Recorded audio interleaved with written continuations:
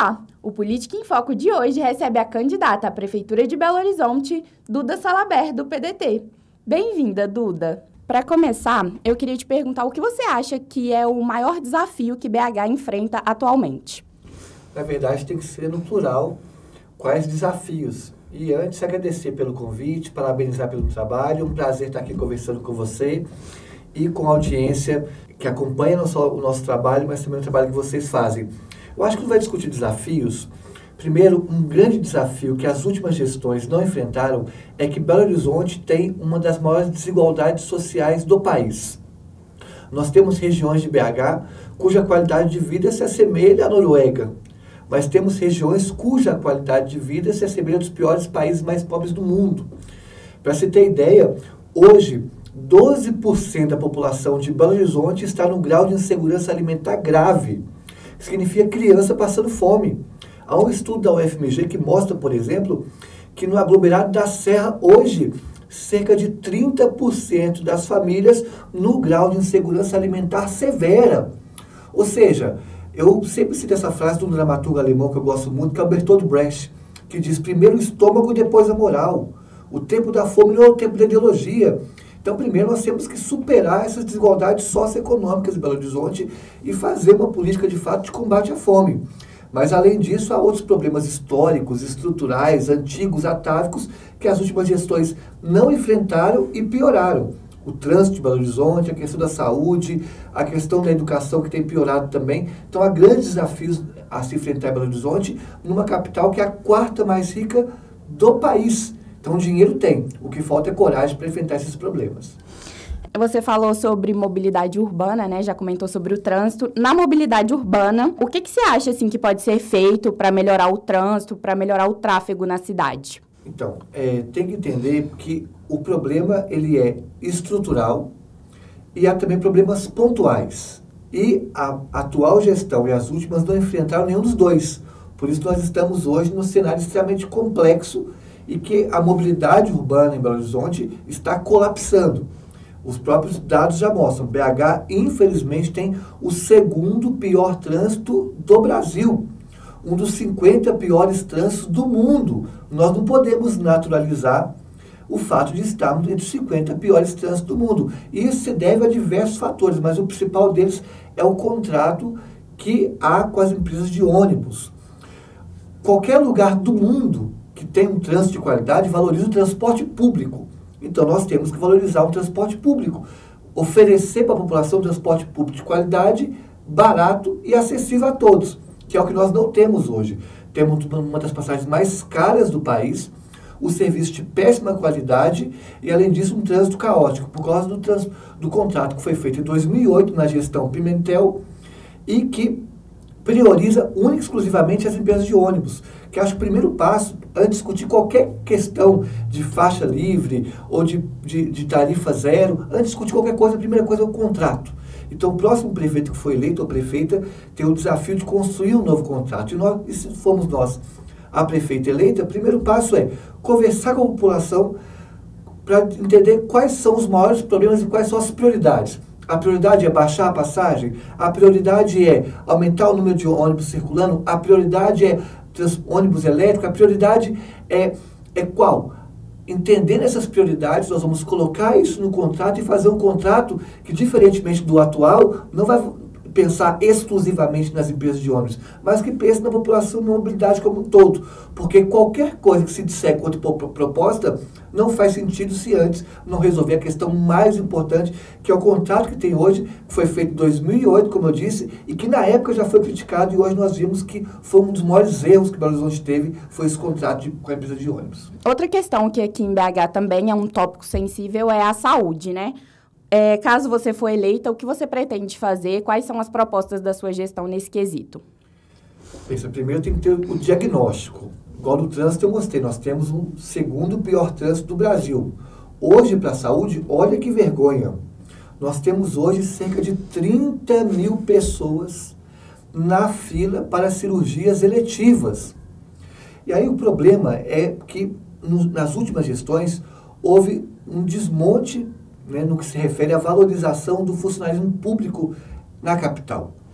Então, não tem como a gente fazer uma política de saúde de qualidade sem valorizar o servidor. Por que falta médico hoje? Porque o médico ele prefere ir para a iniciativa privada, onde tem um salário maior do que ir para o serviço público.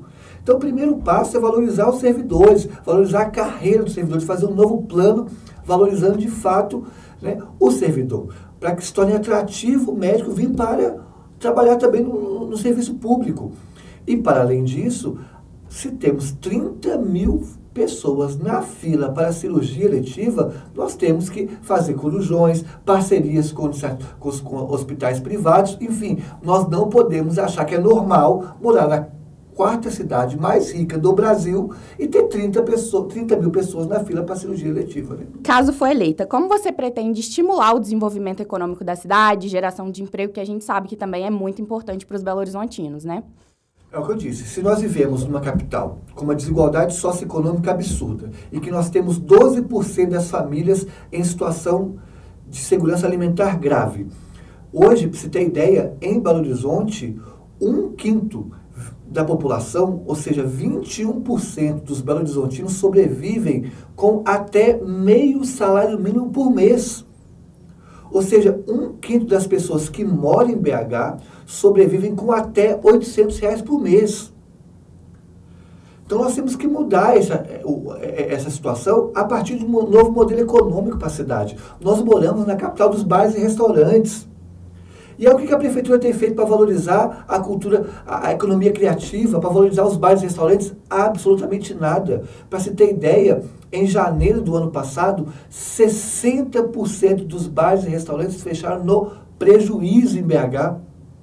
É um absurdo morar na capital mundial dos bares e restaurantes e a prefeitura não fazer nada para valorizar. Então, se eu for prefeita dessa cidade, o primeiro passo que nós vamos tomar, no que se refere à economia, é valorizar a economia criativa, valorizar os bares e restaurantes, que geram, hoje nós temos em BH, mais de 10 mil bares, que geram cerca de 60 mil empregos diretos. Então nós temos que valorizar os bares e restaurantes, ser parceiros deles. Nós tivemos a Stock Car agora, esse evento no final de semana. Os turistas que vieram não puderam rodar a cidade, por quê? Porque o transporte público não circula ônibus à noite, os bares têm que fechar mais cedo porque os trabalhadores não conseguem trabalhar nos bares pela madrugada. Enfim, eu disse que os bares e restaurantes serão nossos parceiros, assim como há em Buenos Aires os chamados bares notáveis, que elegeram os grandes bares da cidade, deram isenções fiscais e tratar os bares não só como algo importante para a economia, mas como importante para a nossa identidade cultural. É um patrimônio cultural nossos bares. Cada bar que fecha é um traço da nossa identidade que é atingido e ferido.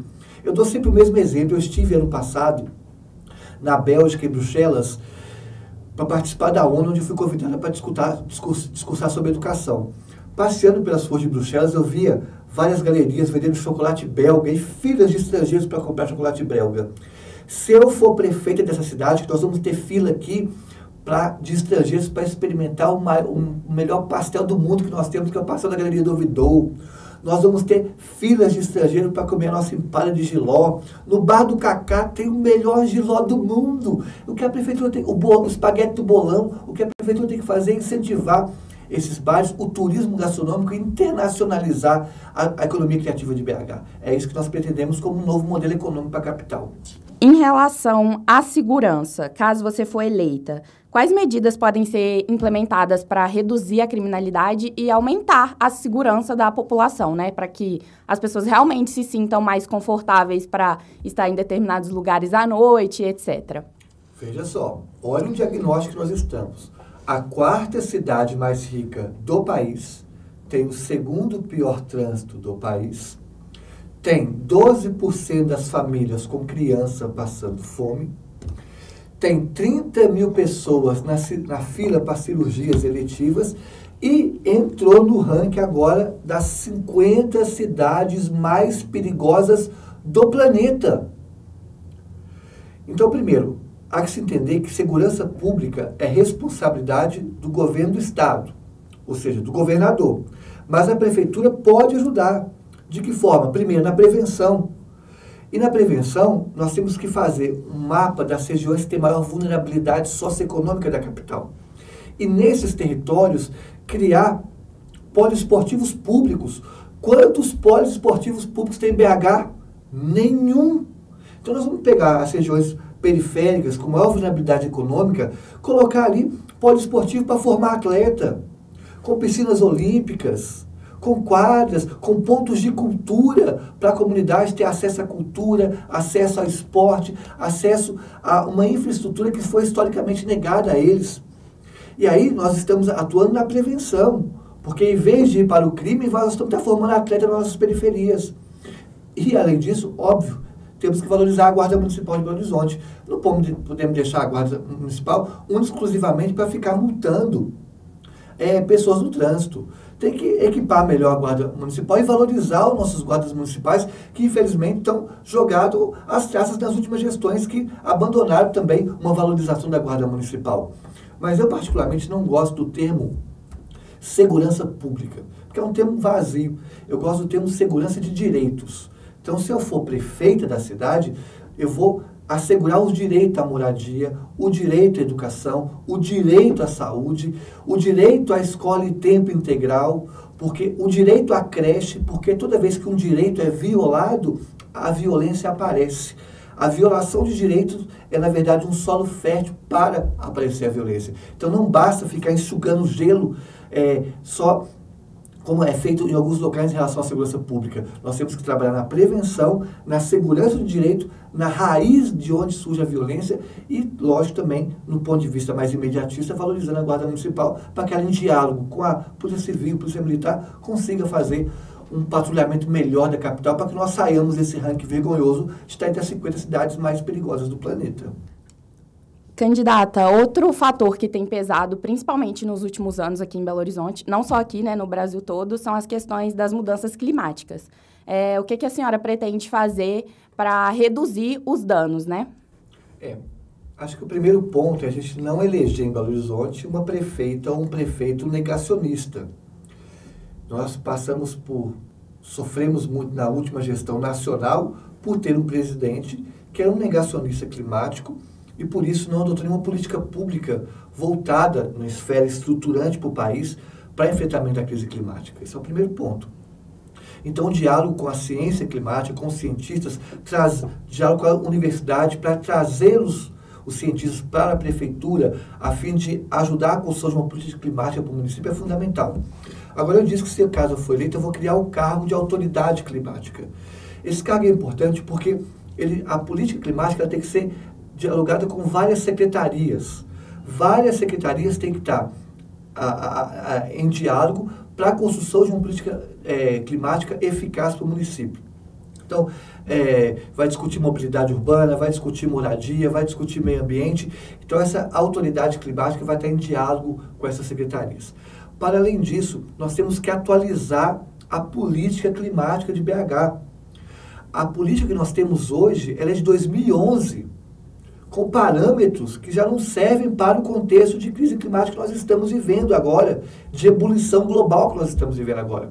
Iria ser atualizada no último ano, ou melhor, neste ano, a legislação climática de BH, mas por uma briga de vaidade e partidária entre o atual prefeito e o presidente da Câmara, o projeto foi recusado, rejeitado pela Câmara Municipal. Então, há que se construir uma política climática que seja atualizada e aprovada na Câmara Municipal, feito um diálogo melhor. Mas um último ponto que eu acho que é importante, quase ninguém cita quando vai discutir a questão climática, é a política de resíduos, de lixo em Belo Horizonte. BH recicla 0,55% do seu resíduo, que é vergonhoso, nós não reciclamos nem 1% do nosso lixo. E por quê? Porque nós temos em Belo Horizonte uma máfia do lixo. E essa máfia do lixo fez com que nós tenhamos um contrato atual que obriga que Belo Horizonte mande para o aterro sanitário, ou seja, que enterre cerca de 3.100 toneladas de lixo por dia. Nós temos que enterrar 3.100 toneladas de lixo por dia. Mas Belo Horizonte gera, por dia, cerca de 2.900 toneladas de lixo. Então, por isso que não aumenta a coleta seletiva. Porque nós estamos obrigados a enterrar o lixo. Então, há que rever esse contrato para que aumentemos a coleta seletiva, valorizemos os catadores, porque essas estruturas são fundamentais para uma política climática. Não tem como, para finalizar, fazer uma política climática eficaz se a gente não valoriza a reciclagem, a coleta seletiva e a gestão de resíduos numa capital. E como você pretende, Duda, envolver a população nas decisões que vão ser tomadas na sua administração e garantir transparência, né, do seu governo? Esse é um detalhe importante. Belo Horizonte também é uma das capitais no mundo que tem a maior falta de transparência na gestão pública. Isso é muito ruim. E a participação popular é fundamental se nós queremos ter avanço nas políticas da capital.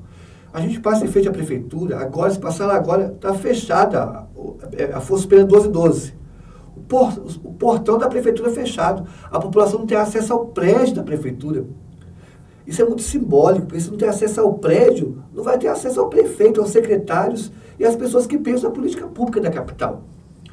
Então, dei o exemplo do contrato de ônibus. Para desfazer o contrato de ônibus, a primeira coisa que nós vamos fazer é chamar a população para dizer quais são para ouvir da população quais são as prioridades do trânsito. A partir disso, vamos construir um contrato que dialogue diretamente com a população. A mesma coisa a política de resíduos, a política de reciclagem. Vamos trazer os catadores para poder discutir conosco. Mesma coisa professores, educação e saúde. Ou seja, ninguém governa sozinho. Nós precisamos governar com quem constrói põe em prática a política no dia a dia, que são os servidores, são os trabalhadores, são os movimentos sociais. Então, eu sempre construí a minha trajetória política de forma coletiva com os movimentos sociais. E assim vai ser feito caso seja eleita. Finalizando, Duda, eu queria que você, se você quiser, né, obviamente, que você falasse alguma proposta que a gente não citou, que você pretende aplicar caso for eleita. Eu já assumi publicamente esse compromisso e reforço. Não tem como transformar uma cidade que não seja por meio da educação. Belo Horizonte vive hoje uma crise educacional. Nós caímos no ranking do IDEB. O IDEB, ele avalia a qualidade do ensino entre as capitais e municípios. Belo Horizonte tem piorado nos últimos anos. Além disso, nós tivemos na atual gestão do prefeito Fuad Noman 5 secretários de educação. Em 2 anos, 5 secretários de educação, ou seja, o prefeito troca a pessoa responsável pela pasta de educação a cada 2, 3 meses.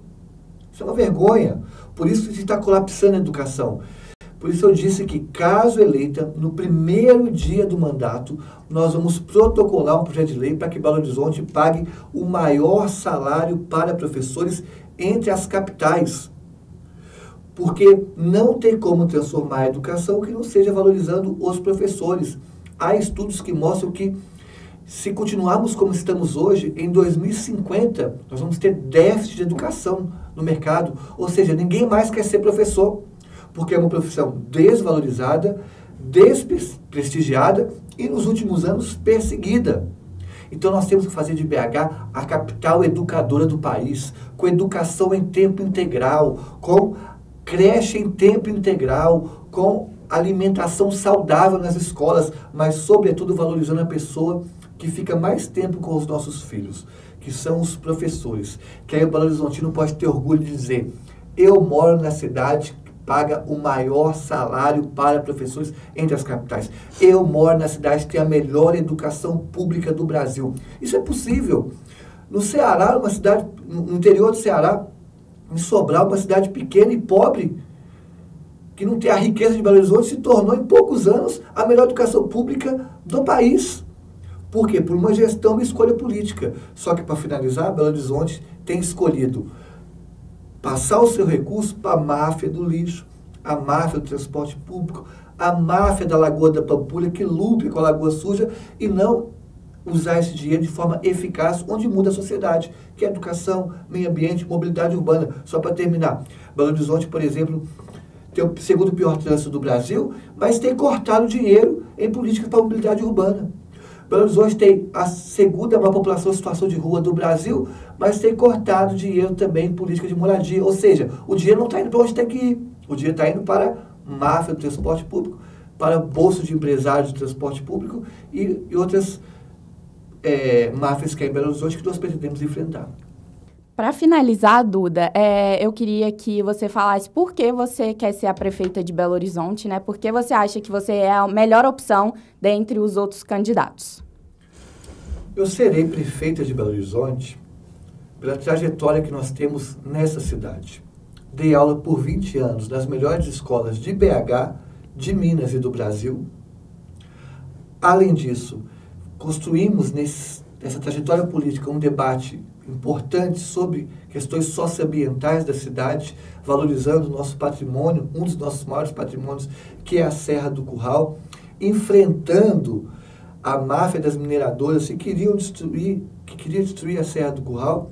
E, para além disso, nós temos que ter professoras e professores no poder. Temos que fazer uma bancada de educação. E isso começa já no cargo da Prefeitura 1212. Tenho certeza de que o período eleitoral são 40 e 45 dias. Não são esses dias que vão definir quem vai ser prefeito ou prefeita.